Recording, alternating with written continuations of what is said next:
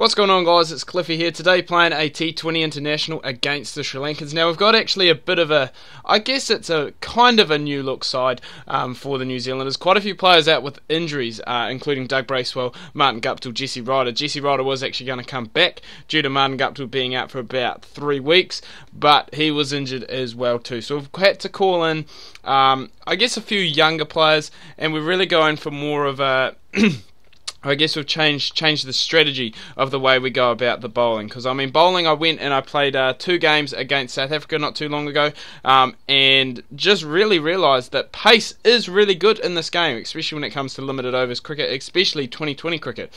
Like, pace is very good, it works very well. That is a huge shot by, I'm not even going to try and pronounce that guy's game. I think it's no, I'm not even going to try. I'll just embarrass myself. Cam Williamson take that one, or is that going to be a 6?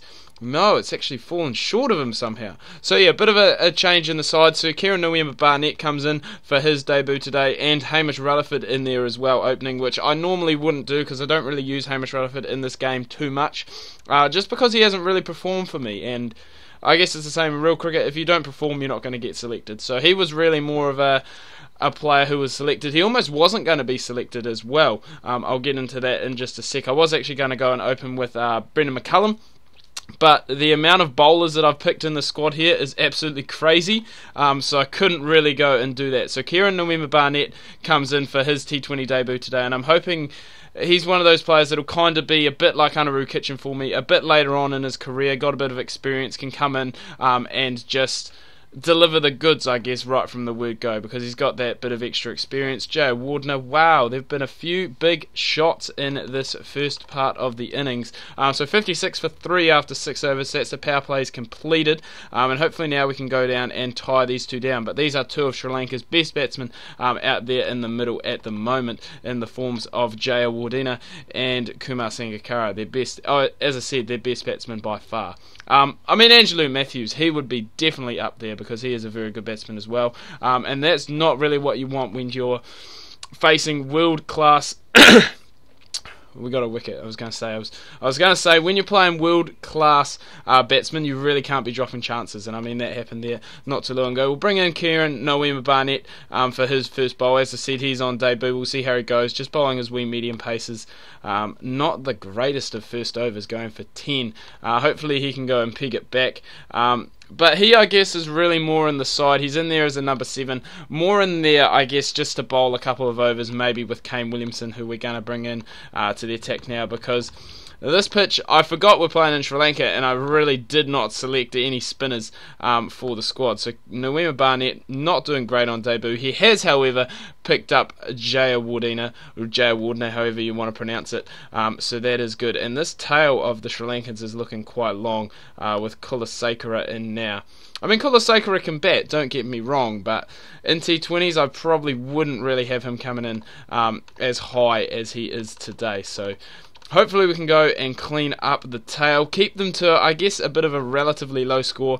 150 would be ideal, because, I mean, long tail, Harath coming in at number 8, and Mitch McClenaghan just continuing what he does best and cleaning up the tail, as he picks up a double wicket made in there. So very, very good. So not too much really has happened since last episode. Just playing some series, won most of them. I know we played Australia in a 4-game T20 no, that was a 1-day series actually, sorry.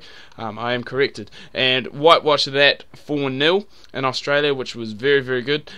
Played South Africa, as I mentioned earlier in the video. We drew with them 1-1. God, my words are all over the place today. And that, all of a sudden, the last 5 overs have just been incredible for us. He's gone and bowled a no ball. It's not going to matter. He's going to pick him up next over. So Mitch McClenaghan, I think, finishes with 5 for. And at the end of the day, that is a pretty low score on what is, a relatively good track. But we'll have to see how the Sri Lankan spinners go. The team loaded with spinners, and I probably should have taken players who are good spin players on this tour. So hopefully Hamish Rutherford can go and take his chance. As I said, he hasn't really done it in any... Well, I guess in any format. Like, I brought him in for the tests. He didn't really do anything in the tests. I haven't used him in 1 days because I don't really see him as a 1-day player. I don't really see him as a 2020 player, but we'll just have to go and wait and see. I don't even know what his 1 day and 2020 averages are. I mean, 2020, I've seen him play for the Volts, the Otago Volts. I mean, he's not too bad, but I don't know how he would do coming into the international side of things. That's gone for a 4. That's only just gone. But this has been a great start by the New Zealanders, and this really, I guess, in limited overs cricket is what we have been lacking. I guess just in those power play overs.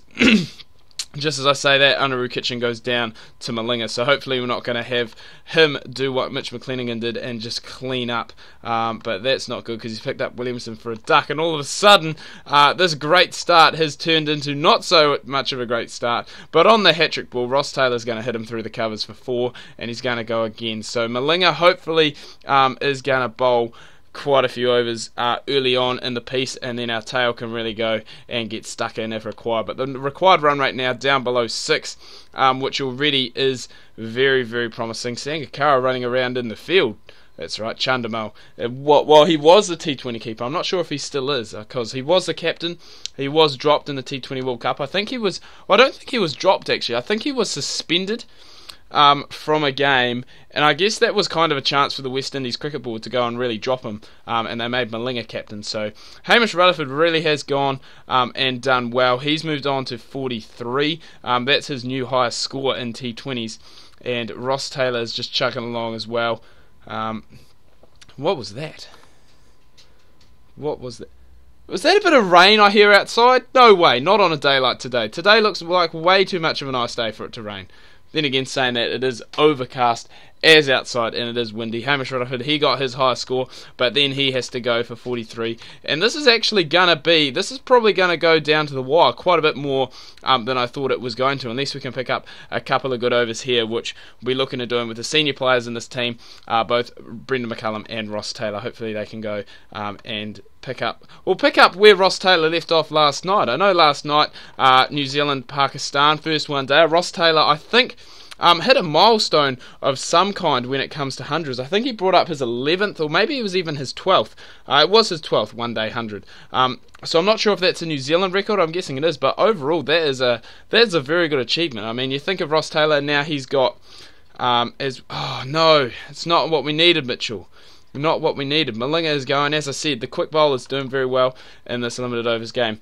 I mean, he's got 12 1-day hundreds, he's got 11 test hundreds now to go. That includes a double hundred, which he scored, I think it was last season. We're going to walk on through to the end of this game. Noah Barnett doing it with the bat as well as the ball, and that at the end of the day is a pretty easy win for the New Zealanders. Only 5 wickets down and just over 2 overs left to go. So anyway guys, I do hope you've enjoyed this video. If you have, please remember to leave a like. If you are new, please do subscribe. Tune in tomorrow. I'm going to have Don Bradman batting career mode. I've actually got that up now, just about to go and jump into a game. Can't wait for that. I hope you guys can't either, and we'll catch you tomorrow.